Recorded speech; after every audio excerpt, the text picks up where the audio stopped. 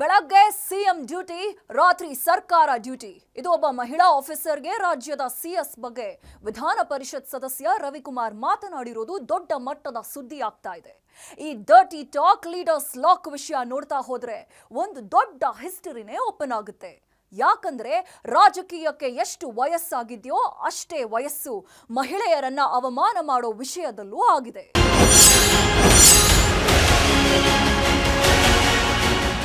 ಬೆಳಗ್ಗೆ CM duty, ರಾತ್ರಿ ಸರ್ಕಾರಿ ಡ್ಯೂಟಿ. ಟೆಕ್ನಿಕಲಿ ನೋಡ್ತಾ ಹೋದ್ರೆ ಈ ಮಾತಿನಲ್ಲಿ ವಲ್ಗಾರಿಟಿನೇ ಇಲ್ಲ. ಆದರೆ ವಲ್ಗಾರಿಟಿ ಇರೋದು ಫೀಲಿಂಗ್ಸ್ ವಿಷಯದಲ್ಲಿ. ಆ ಮಾತು ಧ್ವನಿಸ್ತಾ ಇರೋದೇ ಬೇರೆ. ಅದೇ ಕಾರಣಕ್ಕಾಗಿ ದೊಡ್ಡ ರಗಳೆ ರಂಪ ಆಗ್ತಾ ಇದೆ. ನಿಮಗೊಂದು ವಿಷಯ ಹೇಳಬೇಕು. ರವಿಕುಮಾರ್ ಹೇಳಿದ್ದು ಸರಿ ಅಂತ ಬಿಜೆಪಿ ನಾಯಕರು ಹೇಳ್ತಾ ಇಲ್ಲ. ಆದರೆ ಅವರು ಇನ್ನೊಂದು ಪ್ರಶ್ನೆ ಕೇಳ್ತಾ ಇದ್ದಾರೆ.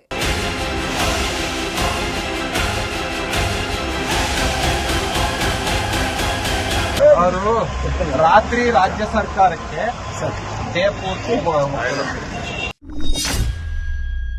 ಹೆಣ್ಣು ಮಕ್ಕಳ ಬಗ್ಗೆ ಬಾಯಿಗೆ ಬಂದಂತೆ ಮಾತನಾಡೋದು, ಇನ್ಯಾವುದೋ ಕೆಟ್ಟ ಅರ್ಥ ಬರುವಂತೆ ಮಾತನಾಡೋದು, ಕೆಲವೊಂದ್ಸಲ ಡೈರೆಕ್ಟ್ ಆಗಿ ಮಾತನಾಡೋದು, ಡಬಲ್ ಮೀನಿಂಗ್ ಡೈಲಾಗ್ ಹೇಳೋದು ಹೊಸದಲ್ಲ. ಅದಕ್ಕೆ ರಾಜಕಾರಣಿಗಳು ಹೊರತಲ್ಲ, ದಾರಿ ತಪ್ಪಿದ ರಾಜಕಾರಣಿಗಳ ದೊಡ್ಡ ಲಿಸ್ಟೇ ಇದೆ. ಆದರೆ ಇಲ್ಲಿ ಕೇವಲ ಬಾಯಿ ಮಾತಿನಲ್ಲಿ ವರ್ತನೆಯಲ್ಲಿ ಎಕ್ಸ್ಪೋಸ್ ಆಗಿರುವ ಕೆಲವು ನಾಯಕರ ಲಿಸ್ಟೇ ಇದೆ.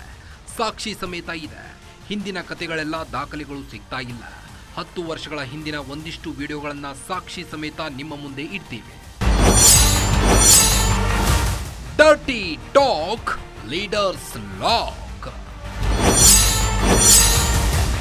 ಪ್ರತಿಭಟನೆ ವೇಳೆ ಸಿಎಸ್ ಮಾತು ಏಕೆ ಬಂತು? ಅವರು ರಾತ್ರಿ ರಾಜ್ಯ ಸರ್ಕಾರಕ್ಕೆ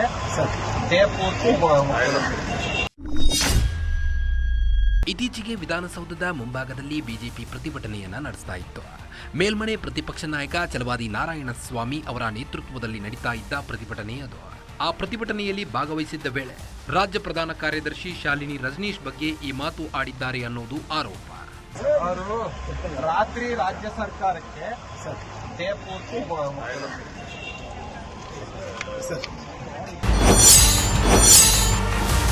ಸಭಾಪತಿಗೂ ದೂರು, ಪೊಲೀಸರಿಗೂ ದೂರು.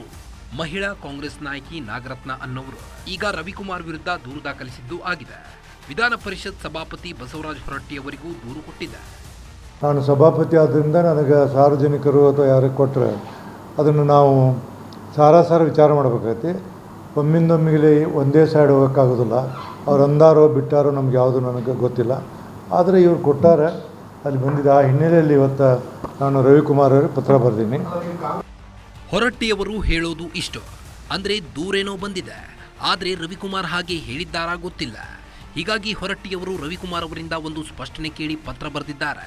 ಇಲ್ಲಿ ವಿಷಯವೇನೋ ಗೊತ್ತೇ, ಸಭಾಪತಿಗಳಿಗೆ ರವಿಕುಮಾರ್ ಅವರ ವಿರುದ್ಧ ಕ್ರಮ ಕೈಗೊಳ್ಳೋ ಅಧಿಕಾರವಿಲ್ಲವಂತೆ. ರವಿಕುಮಾರ್ ಅವರಿಂದ ವಿವರಣೆ ಕೇಳಬಹುದೇ ಹೊರತು ಮತ್ತೇನು ಮಾಡೋದಕ್ಕೆ ಸಾಧ್ಯವಿಲ್ಲ. ರವಿಕುಮಾರ್ ಸಮರ್ಥನೆಗೆ ಯಾರೂ ಇಲ್ಲ.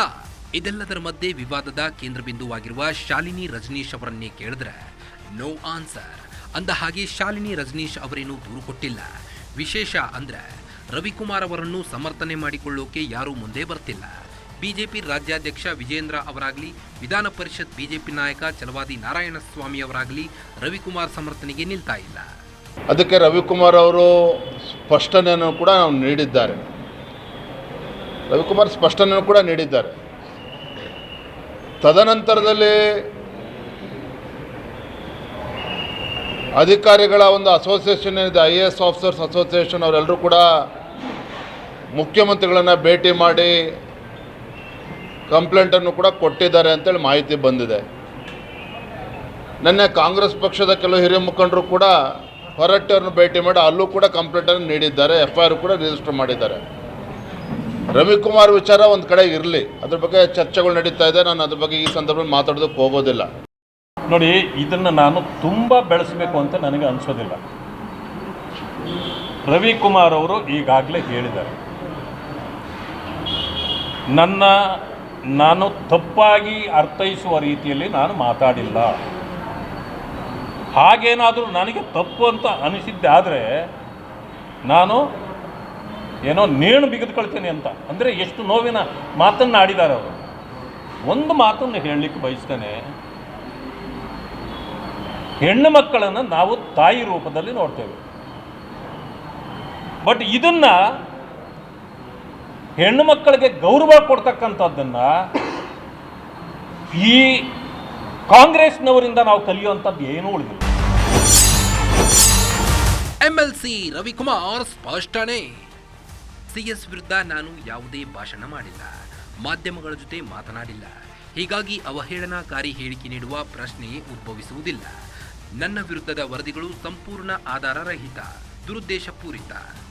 CS ಅವರು ಸರ್ಕಾರದ ಕೆಲಸದಲ್ಲಿ ಬ್ಯುಸಿ ಇರ್ತಾರೆ ಎಂದು ಹೇಳಿದ್ದೇನೆ ಹೊರತು ಅವಹೇಳನಕಾರಿಯಾಗಿ ಮಾತನಾಡಿಲ್ಲ. ಇದು ರವಿಕುಮಾರ್ ನೀಡಿರುವ ಸ್ಪಷ್ಟನೆ. ನೀವು ರವಿಕುಮಾರ್ ವಿಡಿಯೋದಲ್ಲಿ ಅವರ ಮಾತುಗಳನ್ನು ಕೇಳಿದ್ರೆ ಅಲ್ಲಿ ಅಶ್ಲೀಲತೆ ಎಲ್ಲಿದೆ, ಅಸಭ್ಯತೆ ಎಲ್ಲಿದೆ ಎನ್ನುವ ಪ್ರಶ್ನೆ ಉದ್ಭವವಾಗುವುದು ಸಹಜವೇ ಬಿಡಿ. ಇದು ಭಾವನೆಗಳ ಪ್ರಶ್ನೆ. ವಿಡಿಯೋ ನೋಡಿದವರು ಹೇಗೆ ಅರ್ಥ ಮಾಡಿಕೊಂಡ್ರು ಎಂಬ ಕುರಿತಾದ ಪ್ರಶ್ನೆ. ರವಿಕುಮಾರ್ ಸಮರ್ಥನೆಗೆ ಯಾರೂ ಬರ್ತಿಲ್ಲ ಯಾಕೆ? ತಿಂಗಳ ಹಿಂದಿನ ಕಲಬುರಗಿ DC ಹೇಳಿಕೆಯ ಕಹಿ ನೆನಪು. ರವಿಕುಮಾರ್ ಅವರ ಹೇಳಿಕೆಗಳನ್ನು ಬಿಜೆಪಿಯವರು ಸಮರ್ಥನೆ ಮಾಡಿಕೊಳ್ತಿಲ್ಲ ಯಾಕೆಂದ್ರೆ ಮತ್ತೆ ಮೇ ತಿಂಗಳಲ್ಲಿ ಕಲಬುರಗಿಯಲ್ಲಿ ನಡೆದ ಇನ್ನೊಂದು ವಿವಾದಾತ್ಮಕ ಹೇಳಿಕೆ ನೆನಪಾಗುತ್ತದೆ. ರಾಷ್ಟ್ರ ಮಟ್ಟದಲ್ಲಿ ಬಿಜೆಪಿಗೆ ಮುಜುಗರ ತಂದಿದ್ದ ಹೇಳಿಕೆ. ನಾವಿಡೀ ರಿಪಬ್ಲಿಕ್ ಕಲಬುರಗಿಯಲ್ಲಿ ನಿಂತ್ಕೊಂಡು DC ಕಚೇರಿ ಮುಂದೆ ನಿಂತ್ಕೊಂಡು ಈ DC ಕಚೇರಿನೂ ಕೂಡ ಸ್ವಾತಂತ್ರ್ಯನ ಕಳ್ಕೊಂಡ್ಬಿಟ್ಟಿದೆ. DC ಆಗಿಯೂ ಕೂಡ ಈ DCನೂ ಕೂಡ ಅವ್ರು ಹೇಳ್ದಂಗೆ ಕೇಳ್ತಾ ಇದ್ದಾರೆ. ಮೇಡಮ್ ಅವ್ರೇನ್ ಪಾಕಿಸ್ತಾನದಿಂದ ಬಂದಿದಾರೋ ಅಥವಾ ಇಲ್ಲಿ IAS ಆಫೀಸರ್ ಆಗಿದಾರೋ ಗೊತ್ತಿಲ್ಲ ನಮ್ಗೆ. ಬಹುಶಃ ನಿಮ್ಮ ಚಪ್ಪಾಳೆ ಎಲ್ಲ ನೋಡಿದ್ರೆ ಬಹುಶಃ ಅವ್ರು ಪಾಕಿಸ್ತಾನದಿಂದ ಬಂದಿದ್ದಾರೆ ಅನ್ನೋ ಕಾಣುತ್ತೆ. ಇದು ಕಲಬುರಗಿಯಲ್ಲಿ ಇದೇ ರವಿಕುಮಾರ್ ಮಾಡಿದ್ದ ಭಾಷಣ. ಕಲಬುರಗಿಯಲ್ಲಿ ಜಿಲ್ಲಾಧಿಕಾರಿಯಾಗಿರುವವರು ಫೌಜಿಜಾ ತಬುನ್ನಂ ಮುಸ್ಲಿಂ. ಕಲಬುರಗಿಯಲ್ಲಿ ಪ್ರಿಯಾಂಕ್ ಖರ್ಗೆ ವಿರುದ್ಧದ ಪ್ರತಿಭಟನೆ ವೇಳೆ ಕಲಬುರಗಿಯ DC ಫೌಜಿಜಾ ಅವರನ್ನು ಪಾಕಿಸ್ತಾನದವರು ಎಂದು ಟೀಕೆ ಮಾಡಿದ್ರು.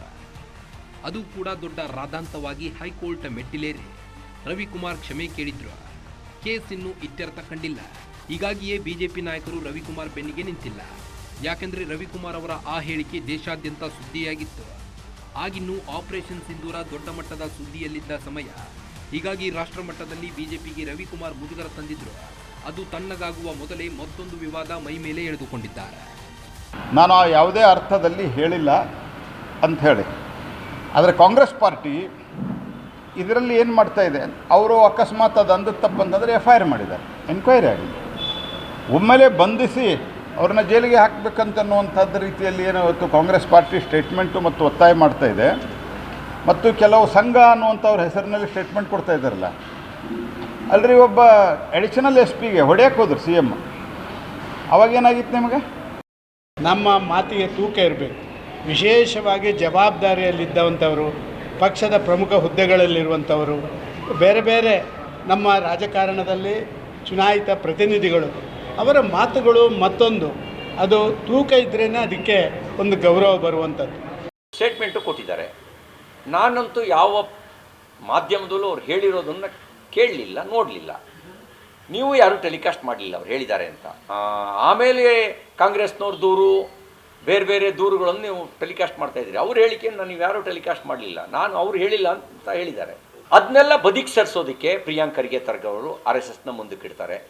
ಅದನ್ನು ಬದಿಗೆ ಸರಿಸೋದಕ್ಕೆ ರವಿಕುಮಾರ್ ಹೇಳಿದ್ದಾರೆ ಅಂತ ಇವರು ಕ್ರಿಯೇಟ್ ಮಾಡ್ತಾರೆ. ಹೀಗೆ ಬಿಜೆಪಿಯವರು ಅತ್ತ ಸಮರ್ಥನೆ ಮಾಡಿಕೊಳ್ಳಲಾಗದೆ ಒದ್ದಾಡುತ್ತಿದ್ದಾರೆ. Congress left right centre attack ಮಾಡ್ತಾ ಇದೆ. ಮೋಸ್ಟ್ಲಿ ನಮ್ಮ ರವಿಕುಮಾರ್ ಅವರು ಈ ವೈರಸ್ನ ಎಲ್ಲೋ ಛಲವಾದಿ ಅಣ್ಣನಿಗೂ ಹಬ್ಬಿಸ್ಬಿಟ್ಟಿದ್ದಾರೆ ಅಂತ ನನ್ನ ಬಾಧೆ. ಇನ್ನು ವಿಧಾನ ಪರಿಷತ್ತಲ್ಲಿ ಇವರು ಯಾರ್ಯಾರಿಗೆ ಈ ವೈರಸ್ ಹಬ್ಬಿಸ್ತಾರೋ ನನಗೆ ಗೊತ್ತಿಲ್ಲ. ನಾನು ಯಾಕೆ 3 ಕಾಯಿಲೆಗಳು ರವಿಕುಮಾರ್ ಅವ್ರಿಗೆ ಬಂದಿದೆ ಅಂತ ಹೇಳ್ತಿದ್ದೀನಿ ಅಂದರೆ, 3 ಬಿಟ್ಟವ್ರಿಗೆ 3 ಕಾಯಿಲೆನೇ ಬರೋದು. MLC ರವಿಕುಮಾರ್ ಅಣ್ಣ ಅವರೇ ಹೀಗಂತ ಜನ ಅಲ್ಲೆಲ್ಲೋ ಮಾತಾಡ್ತಿದ್ರು. ನಾನು ಹೇಳಿದೆ, ನೋಡಪ್ಪ MLC ಅವರು ರವಿಕುಮಾರ್ ಅವರು ಅವ್ರು ಮಾತಾಡ್ದಂಗೆ ನಾವು ಮಾತಾಡೋದು ಸರಿ ಇಲ್ಲ. ನಾವು ರವಿಕುಮಾರ್ ಅವ್ರನ್ನ ಕೋತಿ ನಾಯಿ ಅನ್ನೋದೆಲ್ಲ ನಮ್ಮ ಸಂಪ್ರದಾಯ ಅಲ್ಲ. ನಾನು ಅವ್ರಿಗೆ ಬುದ್ಧಿ ಹೇಳಿದೆ, ಹಿಂಗೆಲ್ಲ ಮಾತಾಡಬಾರ್ದು. ಸೊ ನಾನು ಅಂದಿದ್ದಲ್ಲ, ಅವ್ರು ಯಾರೋ ಅಂತ ಇದ್ರು, ರವಿಕುಮಾರ್ ಅವ್ರ ನಾಯಿ, ರವಿಕುಮಾರ್ ಅವ್ರ ಕೋತಿ, ರವಿಕುಮಾರ್ ಅವ್ರಿಗೆ ರೇಬೀಸ್ ಬಂದಿದೆ ಅಂತಿದ್ರು. ನಾನು ಹೇಳಿದೆ, ಹಂಗೆ MLCನೆಲ್ಲ ನಾವು ಮಾತಾಡಬಾರ್ದು, ನಾವು ಗೌರವ ಕೊಡಬೇಕು ಅಂತ.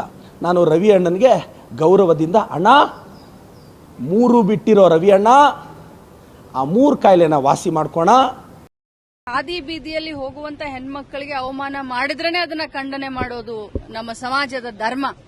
ಅಂಥದ್ರಲ್ಲಿ ವಿಧಾನಸೌಧದಲ್ಲಿ 10 ಜನರ ಎದುರುಗಡೆ ರಾಜಾರೋಷವಾಗಿ ಒಂದು ಚೀಪ್ ಮೆಂಟಾಲಿಟಿ ಇಟ್ಕೊಂಡು, ಅದು ಯಾರು ಕೌನ್ಸಿಲ್ನ ಚೀಫ್ ವಿಪ್ ಅವರು, ಏನ್ ಸಣ್ಣ ಮಗ ಏನಲ್ಲ ರವಿಕುಮಾರ್ ಅವರು, ಬಾಯಲ್ಲಿ ಬಟ್ಟಿಟ್ರೆ ಏನ್ ಕಚ್ಚುವಂತ ವಯಸ್ಸೇನಲ್ಲ. ಹೀಗೆ ಕಾಂಗ್ರೆಸ್ ನಾಯಕರೆಲ್ಲ ರವಿಕುಮಾರ್ ವಿರುದ್ಧ ಸಿಡಿಯುತ್ತಿದ್ರೆ ಸಿಎಂ ಸಿದ್ದರಾಮಯ್ಯ ಕೊಟ್ಟಿದ್ದು ಒಂದೇ ಆನ್ಸರ್. ಏನ್ ರವಿಕುಮಾರ್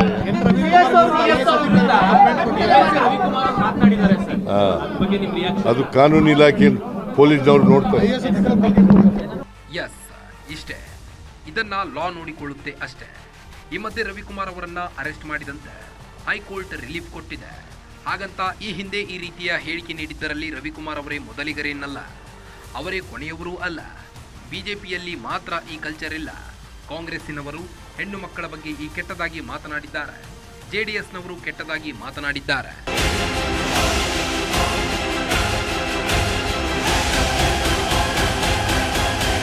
ಅವರು ರಾತ್ರಿ ರಾಜ್ಯ ಸರ್ಕಾರಕ್ಕೆ ಜಯಪೂರ್ತಿ ಎಲ್ಲ ಓಕೆ. ಲೀಡರ್ಸ್ ದರ್ಪಾದ ವಿಚಾರದಲ್ಲಿ ಐಎಎಸ್ ಅಧಿಕಾರಿಗಳ ಸಂಘವು ಡಬಲ್ ಸ್ಟ್ಯಾಂಡರ್ಡ್ ಫಾಲೋ ಮಾಡ್ತಾ ಇದೆಯಾ? ರವಿಕುಮಾರ್ ವಿಷಯದಲ್ಲಿ ಲೀಗಲ್ ಆಕ್ಷನ್ ತಗೊಳ್ತಾ ಇರೋದು ಓಕೆ, ಆದರೆ ಎಸಿಪಿ ನಾರಾಯಣ್ ಭರಮುನಿ ವಿಚಾರದಲ್ಲಿ ಐಎಎಸ್ ಆಫೀಸರ್ಸ್ ಮೌನ ಯಾಕೆ? ಇದು ಬಿಜೆಪಿ ಪ್ರಶ್ನೆ. ಐಎಎಸ್ ಅಧಿಕಾರಿಗಳ ಸಂಘವೇ ಈ ವಿಚಾರದಲ್ಲಿ ಡಬಲ್ ಸ್ಟ್ಯಾಂಡರ್ಡ್ಸ್ ಫಾಲೋ ಮಾಡ್ತಿದೆ ಅಂತಿದೆ ಬಿಜೆಪಿ.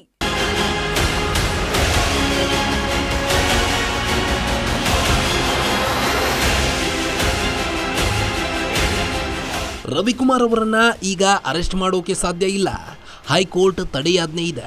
ಓಕೆ, ಈ ಎಲ್ಲ ವಿಷಯಗಳ ಬಗ್ಗೆ ಮಾತನಾಡುತ್ತಿರುವ ಕಾಂಗ್ರೆಸ್ ನಾಯಕರಿಗೆ ಬಿಜೆಪಿ ನಾಯಕರು ಒಂದು ಪ್ರಶ್ನೆ ಕೇಳ್ತಾ ಇದ್ದಾರೆ. ಅದನ್ನು ಒಂದ್ಸಲ ಕೇಳೋಣ. ರವಿಕುಮಾರ್ ವಿಚಾರ ಒಂದು ಕಡೆ ಇರಲಿ, ಅದ್ರ ಬಗ್ಗೆ ಚರ್ಚೆಗಳು ನಡೀತಾ ಇದೆ. ನಾನು ಅದ್ರ ಬಗ್ಗೆ ಈ ಸಂದರ್ಭದಲ್ಲಿ ಮಾತಾಡೋದಕ್ಕೆ ಹೋಗೋದಿಲ್ಲ. ಸ್ವತಃ ಮುಖ್ಯಮಂತ್ರಿಗಳು ಸಿದ್ದರಾಮಯ್ಯನವರು ಬೆಳಗಾವಿನಲ್ಲಿ ಬಹಿರಂಗ ಸಭೆಯಲ್ಲಿ ವೇದಿಕೆ ಮೇಲೆ ಒಬ್ಬ ಮುಖ್ಯಮಂತ್ರಿಗಳು ಒಬ್ಬ ಹಿರಿಯ ಪೊಲೀಸ್ ಅಧಿಕಾರಿಗೆ ಕಪಾಳು ಕುಡಿಯೋಕೆ ಹೋದ್ರಲ್ಲ, ಅವಾಗೆಲ್ಲ ಹೋಗಿತ್ತು ಅಸೋಸಿಯೇಷನ್ಗಳು. ಅದಕ್ಕಿಂತ ಮುಂಚಿತವಾಗಿ ಸಿದ್ದರಾಮಯ್ಯನವರು ಇದೇ ಮುಖ್ಯಮಂತ್ರಿಗಳು ಮೈಸೂರಿನಲ್ಲೂ ಎಲ್ಲ ಒಂದು ಸರ್ಕಾರಿ ಕಾರ್ಯಕ್ರಮದಲ್ಲಿ ಜಿಲ್ಲಾಧಿಕಾರಿಗಳಿಗೆ ಬೆದರಿದ್ರು, ಎದ್ದೇಳು ಅಂತೇಳಿ ಅಪಮಾನ ಮಾಡಿದ್ರು ಹಿರಿಯ IAS ಅಧಿಕಾರಿಗೆ. ಅವಾಗೆಲ್ಲೋಗಿತ್ತು IAS ಅಸೋಸಿಯೇಷನ್ನು. ಅಲ್ರಿ, ಒಬ್ಬ ಅಡಿಷನಲ್ SP ಗೆ ಹೊಡೆಯಕ್ಕೆ ಹೋದ್ರು CM. ಅವಾಗೇನಾಗಿತ್ತು ನಿಮಗೆ? ಒಬ್ಬ IAS ಅಧಿಕಾರಿನ ಪಕ್ಕದಲ್ಲಿ ಯಾಕೆ ಕೂತೆಪ್ಪ ಅಂತ ಕೇಳಿದ್ರು ವೇದಿಕೆ ಮೇಲೆ. ಸಾಮಾನ್ಯವಾಗಿ ನಾನು ಇಷ್ಟು ಸತ್ಯ ನೋಡಿದ್ದೇನಪ್ಪ, DC ಗಳು ಕೂತಿರ್ತಾರೆ ವೇದಿಕೆ ಮೇಲೆ, ನೀನಿಲ್ಲ ಕೂಡ ಕೇಳಿದ್ರು ಅಂಥೇಳಿ ಅಪಮಾನ ಮಾಡಿದರು. ಅವಾಗೇನಾಗಿತ್ತು? ಹಲವಾರು ಜನರಿಗೆ ಮುಖ್ಯಮಂತ್ರಿಗಳು ಅಪಮಾನ ಮಾಡಿದ್ದಾರೆ ಅಧಿಕಾರಿಗಳಿಗೆ. ಅವಾಗೇನಾಗಿತ್ತು? ಹೌದಲ್ವಾ? ASP ನಾರಾಯಣ್ ಭರಮಣಿ ಅವರ ಮನೆ ಮೇಲೆ ಬೆಳಗಾವಿಯಲ್ಲಿ ಇತ್ತೀಚೆಗೆ ನಡೆದ ಬಹಿರಂಗ ಸಮಾವೇಶದಲ್ಲಿ ಸಿಎಂ ಸಿದ್ದರಾಮಯ್ಯ ಬಹಿರಂಗವಾಗಿ ಹೊಡೆಯುವಂತೆ ಕೈ ಎತ್ತಿದ್ರು. ಅದು ತಮ್ಮ ವ್ಯಕ್ತಿತ್ವ, ಘನತೆ, ಮರ್ಯಾದೆ ಪ್ರಶ್ನೆ ಅಂತ ಹೇಳಿ ಈಗ ASP ನಾರಾಯಣ ಭರಮಣಿ VRSಗೆ ಅರ್ಜಿ ಹಾಕಿದ್ದಾರೆ. ಅದೀಗ ರಾಜ್ಯ ಅಲ್ಲ, ರಾಷ್ಟ್ರೀಯ ಮಟ್ಟದ ಸುದ್ದಿಯಾಗಿದೆ.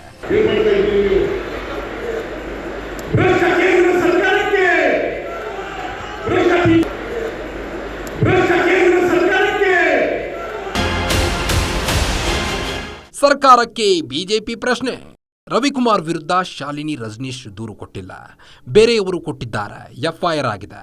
IAS ಅಧಿಕಾರಿಗಳ ಸಂಘ ದೂರು ಕೊಟ್ಟಿದೆ. ಆದರೆ ASP ನಾರಾಯಣ ಭರಮಣಿ ಪ್ರಕರಣದಲ್ಲಿ ಸಿಎಂ ಸಿದ್ದರಾಮಯ್ಯ ಅವರ ಮೇಲೇಕೆ FIR ಇಲ್ಲ? IAS ಅಧಿಕಾರಿಗಳ ಸಂಘ ಏಕೆ ದೂರು ಕೊಟ್ಟಿಲ್ಲ? ಅಂದ ಹಾಗೆ ರವಿಕುಮಾರ್ ಕೇಸ್ನಲ್ಲಿ ಶಾಲಿನಿ ರಜನೀಶ್ ದೂರನ್ನೇನು ಕೊಟ್ಟಿಲ್ಲ. ಕೊಟ್ಟಿರುವುದು 3ನೇ ವ್ಯಕ್ತಿ. FIR ಆಗಿದೆ. IAS ಅಧಿಕಾರಿಗಳ ಸಂಘವು ದೂರು ಕೊಟ್ಟಿದೆ. ಆದರೆ ಇದೇ ರೀತಿಯಲ್ಲಿ ASP ನಾರಾಯಣ್ ಭರಮಣಿ ಪ್ರಕರಣದಲ್ಲಿ ಸಿಎಂ ಸಿದ್ದರಾಮಯ್ಯ ಅವರ ಮೇಲೇಕೆ FIR ಇಲ್ಲ? IAS ಅಧಿಕಾರಿಗಳ ಸಂಘ ಏಕೆ ದೂರು ಕೊಟ್ಟಿಲ್ಲ?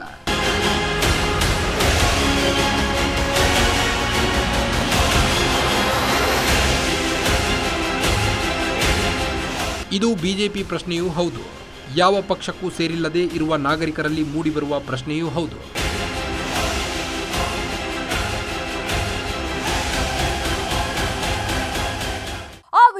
ಪಕ್ಕಕ್ಕಿಡೋಣ. ಇದು ಹಾವು ಸಾಯದ ಕೋಲು ಮುರಿಯದ ಆಟ. ಹೆಣ್ಣು ಮಕ್ಕಳ ವಿಷಯದಲ್ಲಿ ಈ ಹಿಂದೆ ಯಾರ್ಯಾರೆಲ್ಲ ಕೇವಲವಾಗಿ ಮಾತನಾಡಿದ್ದಾರೆ ಗೊತ್ತಾ? ಹಾಗೆ ಮಾತನಾಡಿದವರಲ್ಲಿ ಮಾಜಿ ಸಿಎಂ, ಹಾಲಿ ಸೆಂಟ್ರಲ್ ಮಿನಿಸ್ಟರ್ ಇದ್ದಾರೆ, ಮಾಜಿ ಸ್ಪೀಕರ್ ಇದ್ದಾರೆ, ಮಾಜಿ ಮಂತ್ರಿಗಳು ಇದ್ದಾರೆ, Congress, BJP and JDS 3 party leaders ಇದ್ದಾರೆ. ಈ ವಿಷಯದಲ್ಲಿ ಪಾರ್ಟಿ ಹ್ಯಾಸ್ ನೋ ಡಿಫರೆನ್ಸ್.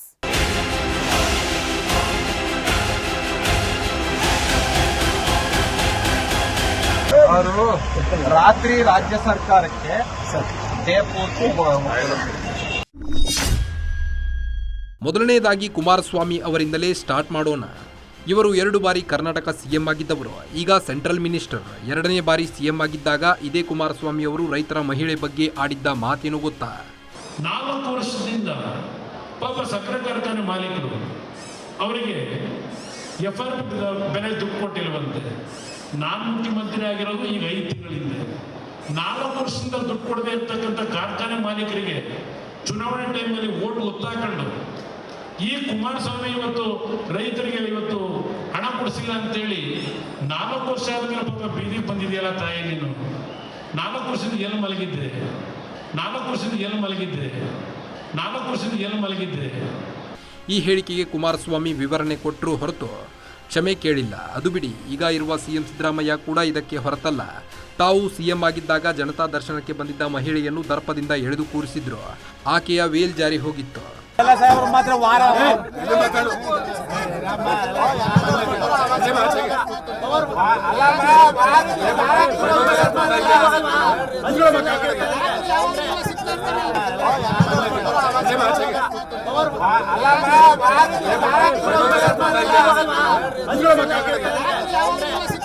ಈ ವಿಷಯದಲ್ಲೂ ಅಷ್ಟೇ, ನೋ ಕೇಸ್ ನೋ FIR. ಇದು ಸಿಎಂ ಆಗಿದ್ದವರ ಕಥೆಯಾದ್ರೆ, ಸ್ಪೀಕರ್ ಆಗಿದ್ದ ರಮೇಶ್ ಕುಮಾರ್ ಮತ್ತು ಆಗ ಸ್ಪೀಕರ್ ಸ್ಥಾನದಲ್ಲಿ ಕೂತಿದ್ದ ವಿಶ್ವೇಶ್ವರಯ್ಯ ಹೆಗಡೆ ಕಾಗೇರಿ ಈ ಮಾತನ್ನೊಮ್ಮೆ ಕೇಳಿ. ಈಗ ನನಗೆ ಅದಕ್ಕೆ ಅನಿಸಿದೆ, ಈಗ ನಾನು ರಮೇಶ್ ಕುಮಾರ್ ಅವರು ನನಗೇನು ಅನಿಸ್ಬಿಟ್ಟಿದೆ ಅಂದ್ರೆ, ಈಗ let us enjoy the situation ಅಂತ, ಇದನ್ನು ಕಂಟ್ರೋಲ್ ಮಾಡಿ, ಇದನ್ನು ನಿಯಂತ್ರಣದಲ್ಲಿಟ್ಟು, ಇದನ್ನ ಒಂದು ವ್ಯವಸ್ಥಿತವಾಗಿ ತೆಗೆದುಕೊಂಡು ಹೋಗೋ ಪ್ರಯತ್ನ ಬಿಟ್ಟು ಈಗ ಮಾತಾಡ್ರಪ್ಪ ಅಂತ ಹೇಳ್ಬಿಡೋದು. ಈಗ ಆ ಸ್ಥಿತಿಗೆ ಬಂದು ಮುಟ್ಟಿದ್ರೆ ಉಳಿದ ಬಿಸ್ನೆಸ್ ಆಗ್ತಾ ಇಲ್ಲ ಅಂತ ಅನ್ನೋದಷ್ಟೇ ನಂದು. There is a saying, when rape is inevitable, lie down and enjoy it. That's exactly the position into which you are. There is a saying, when rape is inevitable, lie down and enjoy it. There is a saying, when rape is inevitable. ಇದು ಸ್ಪೀಕರ್ಗಳ ಕತೆ. ಮಾಧ್ಯಮಗಳಲ್ಲಿ ವಿರೋಧ ಹೆಚ್ಚಾದಾಗ ಮಹಿಳೆಯರಿಗೆ ನೋವಾಗಿದ್ದರೆ, ಬೇಸರವಾಗಿದ್ದರೆ ಕ್ಷಮೆ ಕೇಳುತ್ತೇನೆ ಎಂದು ಹೇಳಿದ್ರು ರಮೇಶ್ ಕುಮಾರ್. ಕಾಗೇರಿ ಅದನ್ನ ಮಾಡಲಿಲ್ಲ. ಅತ್ತ ಈಶ್ವರಪ್ಪನವರದ್ದು 1 ಅಲ್ಲ 2 ಬಾರಿ ಇಂಥದ್ದೇ ಹೇಳಿಕೆ ನೀಡಿದ್ರು. ನೀನು ಮಗಳು ಅಮ್ಮನ ಮೇಲೆ ಅತ್ಯಾಚಾರ ಆಗಿದ್ರೆ ಸುಮ್ಮನೆ ಇರ್ತಿದ್ದೆ ನೀನು ಅಂತ ಹೇಳಿದೆ. ನೀನು ಮಗಳು ಅಮ್ಮನ ಮೇಲೆ ಅತ್ಯಾಚಾರ ಆಗಿದ್ರೆ ಸುಮ್ಮನೆ ಇರ್ತಿದ್ದೆ ನೀನು ಅಂತ. ಅಲ್ಲಮ್ಮ, ನೀನು ಇಲ್ಲಿದೆಯಮ್ಮ ಹೆಣ್ಮಗಳು, ಇಲ್ಲಿ ಯಾವನೋ ಎಳ್ಕೊಂಡೋಗಿ ನಿಮ್ಮನ್ನು ರೇಪ್ ಮಾಡಿದ್ರೆ ವಿರೋಧ ಪಕ್ಷ ನಾವೆಲ್ಲೋ ಇರ್ತೀವಿ, ಏನು ಮಾಡ್ಬೇಕು ಹೇಳಿ? ಇಲ್ಲಿ ಯಾವನೋ ಎಳ್ಕೊಂಡೋಗಿ ನಿಮ್ಮನ್ನು ರೇಪ್ ಮಾಡಿದ್ರೆ ವಿರೋಧ ಪಕ್ಷ ನಾವೆಲ್ಲೋ ಇರ್ತೀವಿ, ಏನು ಮಾಡ್ಬೇಕು ಹೇಳಿ? ಇದು ಈಶ್ವರಪ್ಪನವರು ಒಮ್ಮೆ ಜಾರ್ಜ್ ಅವರಿಗೂ, ಇನ್ನೊಮ್ಮೆ ಟಿವಿ ರಿಪೋರ್ಟರ್ ಒಬ್ಬರಿಗೂ ಕೇಳಿದ್ದ ಪ್ರಶ್ನೆ. ದುರಂತ ಏನು ಗೊತ್ತೇ?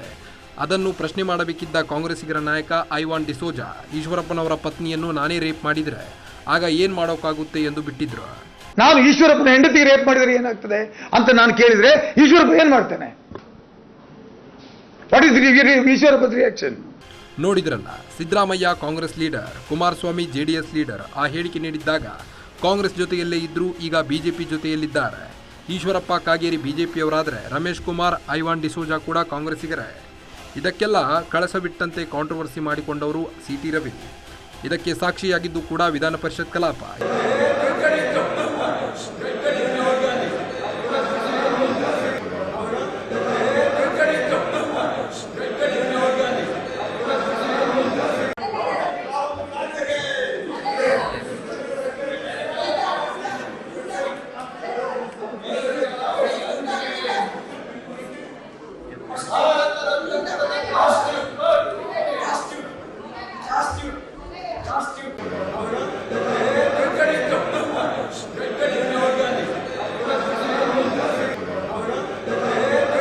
ಈ ಪದವನ್ನು ಅವರು ಯೂಸ್ ಮಾಡಿದ್ದು ಈಗಲೂ ಮಿನಿಸ್ಟರ್ ಆಗಿರೋ ಲಕ್ಷ್ಮೀ ಹೆಬ್ಬಾಳ್ಕರ್ ವಿರುದ್ಧ.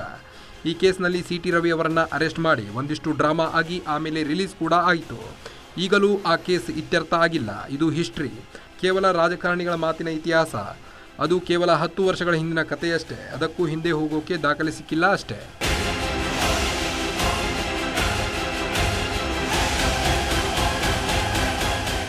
ಹಾಗಂತ ಇಂತಹ ತಪ್ಪು ಮಾಡಿದವರಲ್ಲಿ ಯಾರಿಗಾದ್ರೂ ಶಿಕ್ಷೆ ಆಗಿದೆಯಾ? ಕಾನೂನಿನ ಪ್ರಕಾರ ಒಬ್ಬರೇ ಒಬ್ಬ ನಾಯಕರಿಗೆ ಛೀಮಾರಿನಾದ್ರೂ ಹಾಕಲಾಗಿದೆಯಾ? No, never.